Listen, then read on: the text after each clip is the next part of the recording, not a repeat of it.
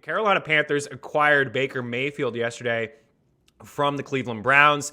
And just over the past couple years, the Panthers have traded away a second, a third, 2 fourths, the fifth, the sixth to assemble a quarterback room of Sam Darnold, Matt Corral, Baker Mayfield. I don't think he's truly the answer here, but we got the win total at 6.5. They're 10-1 to win the NFC South. They're 66-1 to win the NFC. And of course, they're long shots here to win the Super Bowl at 130-1, 5-12 last year. So Baker leaves Cleveland to go to Carolina. Does this move do anything for you? Does it move the needle with any of their weapons, the team overall? Do you feel like they'll be back in here again this time next year looking for another quarterback? Like, what did you think of the trade from Cleveland to Carolina? I think it's an upgrade. And listen, as a long-suffering Jets fan, I was a Sam Darnold apologist for a couple of years there, but he's just not the answer. So I do think from that standpoint, Baker Mayfield is an upgrade. Having said that, I don't think it's going to move the needle a ton. I mean, I'm looking at their early schedule. They have the Giants and the Browns the first 2 weeks, which could be winnable games. But after that, it's the Saints, Cardinals, Niners, Rams, and Bucks. I don't really think it's going to make a difference whether it's Darnold, Mayfield, or Corral. Those are going to be some tough games to win. So I kind of think that if I had to lean, I'd probably take the under on their wins, but 6.5 feels kind of right. They feel like a 6, maybe 7 win team, but I think more in that 5-6 range if I had to guess. Saw this stat yesterday. Since 2018, the Panthers now have the 2 quarterbacks who have thrown the most interceptions. 52 for your former boy, I guess, Sam Darnold, Yep. and then 56 here for Baker Mayfield. But I feel like I just want to say last year was a bit of a write-off, man. Like he was battling through some injuries. 2 years before that, the Browns made the playoffs. You know, they upset the Steelers. You know, we can call it upset all I want. I think some sharp people were in on Cleveland to win that game, and we just really saw Big Ben just not be able to do it. I think he threw 5 picks. I think he threw about like 60 some odd times in that game, but it was the Browns defense that got after him. I want to roll through the schedule with you. Let's do this because it's fun. Usually sometimes I just do it myself, and now I have a guest here to do it. So let's actually kind of project their wins here. So they start, which is funny, just the way it works out.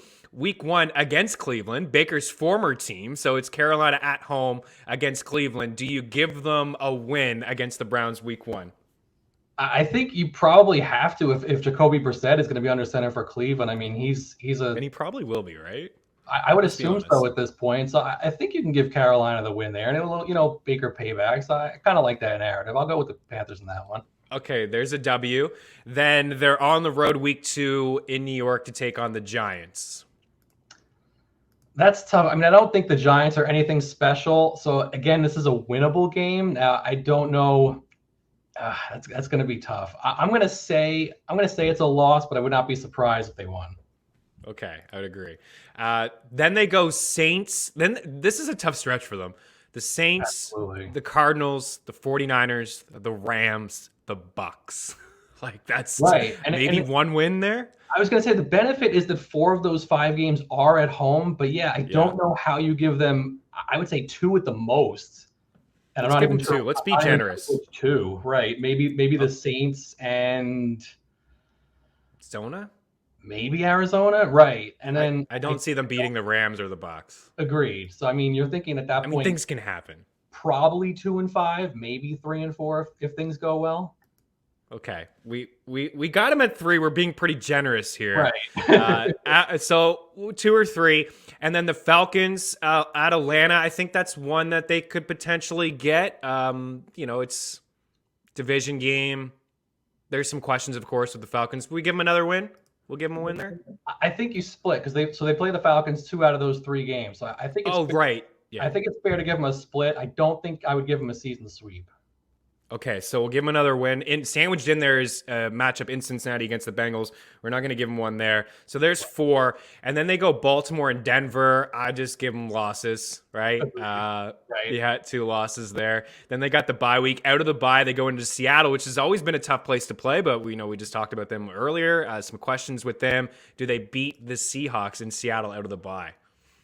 Oh, I want to say no because, like you said, it's so hard up there with the 12s and everything else. But, I mean, I don't think Seattle's going to be anything special this year either. So that's a winnable game. But I think we gave them a win earlier that we probably shouldn't have. I don't know if we can give them this one. I agree. Okay, so they're still only at 4. And then Detroit, Tampa, and New Orleans to wrap up. So, yeah, I mean, what were we looking at here, Tyler? Let's throw that board up again. What was it, a 6.5? Yeah, I agree. And we've just walked through it, right? We gave them a couple wins. Right. Detroit's not going to be, a layup. They hung tight with teams. So say they win one of those, like Pittsburgh or Detroit, and then they wrap up the season against the Bucks. It's not the final week of the season. Tampa's probably playing, some guys there in week 17 to maybe potentially get home field, and then wrap up in New Orleans against the Saints. And, maybe the Saints are fighting for a playoff spot at that time. So we gave them like 5 wins, and we gave them a couple like generous wins. So maybe Matt Rule's looking for a job next year. Maybe he's looking for another quarterback. Let's switch over to their fantasy targets. This is from NFFC. High stakes leagues over the last 5 weeks of the season. So, I mean, Baker may move up a little bit, but let's be honest, he's not going to be, a single quarterback for people in 12-team leagues, even a super flex. I think, if he's your second quarterback, you probably feel a little uneasy about that. Maybe as your third guy, as a depth guy. Christian McCaffrey, from a fantasy point per game standpoint, he has been unbelievable over the last 3 seasons. He's just suffered some injuries. ADP is RB4. I've seen some drafts now. It's really with Taylor, Kupp, and Justin Jefferson, and then CMC in there. D'Onta Foreman actually had a really, really strong season last year for the Titans. I think if you, I'll get your thoughts, but I think if you are spending that top pick on CMC, it's not a bad idea to handcuff, just considering what has happened to CMC over the past couple of years. DJ Moore, wide receiver 19, Robbie Anderson, wide receiver 73, Terrace Marshall's on this list. I left the tight ends off the board because like Tommy Tremble and the other guys, I'm slipping my mind right Ian now. Thomas. Yeah, Ian Thomas. Like, there's nothing happening there. What do you feel about CMC? Are you comfortable with him? I took him in the draft. We'll get into it. I took him the other day in a draft at 3. If you had picked 3, 4, like, is he somebody that would be a guy that you would take? Like, how's your first 4 go? He is. Now, the word comfortable is not exactly the word I would use. I think the upside is high enough where you should. I do have him ranked as my RB2. Okay, so I would take him there. Having said that, to your point, I would absolutely try to handcuff him with D'Onta Foreman, who was really good last year in limited action. So I think he can shoulder the workload if he has to. And we've seen from the last couple of years, I don't think we can count on CMC for 17 games. As high as the upside is, I think you have to have some insurance there if you're going to take him that high. So DJ Moore, did the addition do anything for you, DJ Moore? Yesterday, Jeff Ratcliffe on All in Football with Jake Seeley said he just felt like DJ Moore was getting underdrafted. He had him as wide receiver 13. He said he wasn't going to move him at all. He did say that he thought Baker was better for this offense and it's a slight upgrade, but he just felt like DJ Moore was going to be slotted in. I think that's fairly early. We just saw on the board where he's been going as wide receiver 19.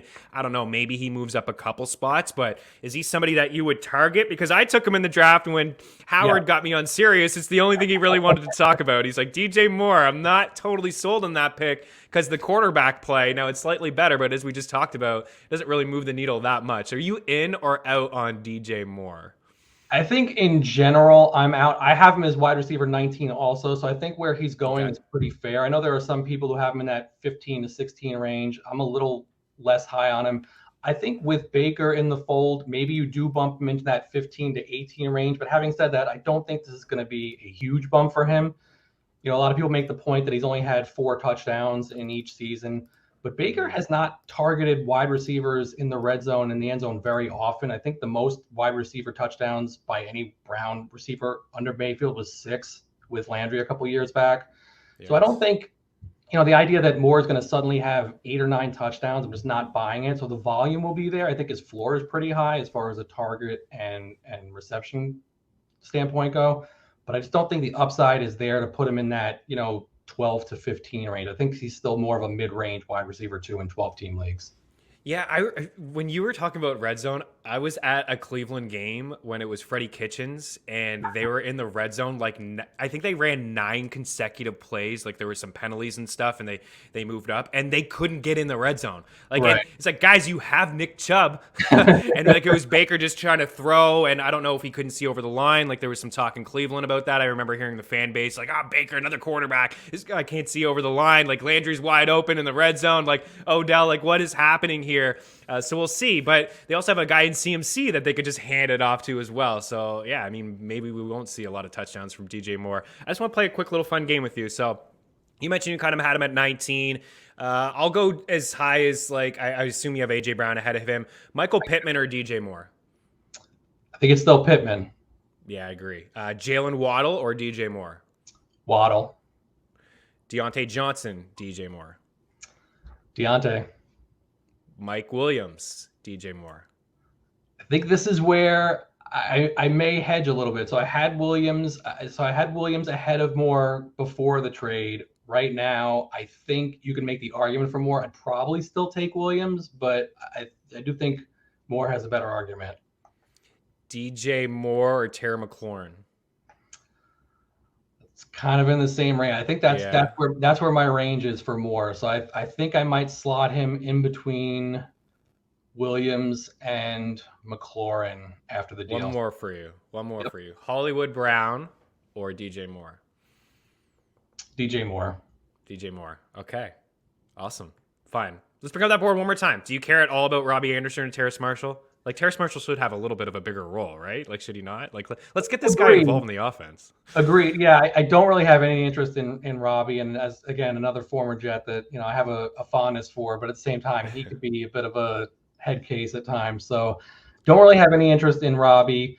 Marshall is definitely interesting, but again, you're talking about a very deep league. You have it on the screen. He's a wide receiver 90. I think I have him in the mid 80s after the trade. So he's an interesting guy towards the end of the draft, but I wouldn't count on him to be an every week producer. I would agree. I think he's maybe just somebody we're talking about in DFS. I think he'd be a good buy low in Dynasty. I don't feel like Baker is the future quarterback of this squad. And I do believe in Terrace Marshall. I think he could be a good wide receiver. We just hardly saw him last year. Of course, there's some reports that he's picking up the playbook, he's learning, and as he should. It's a year 2 now here for him. So we'll see if he has a larger role. But would you agree? Maybe a decent buy low in Dynasty? I think in Dynasty for sure, like you said, it's probably going to be a different quarterback next year and possibly a different coach and a different system. But in Dynasty, I would definitely take a flyer on him for sure.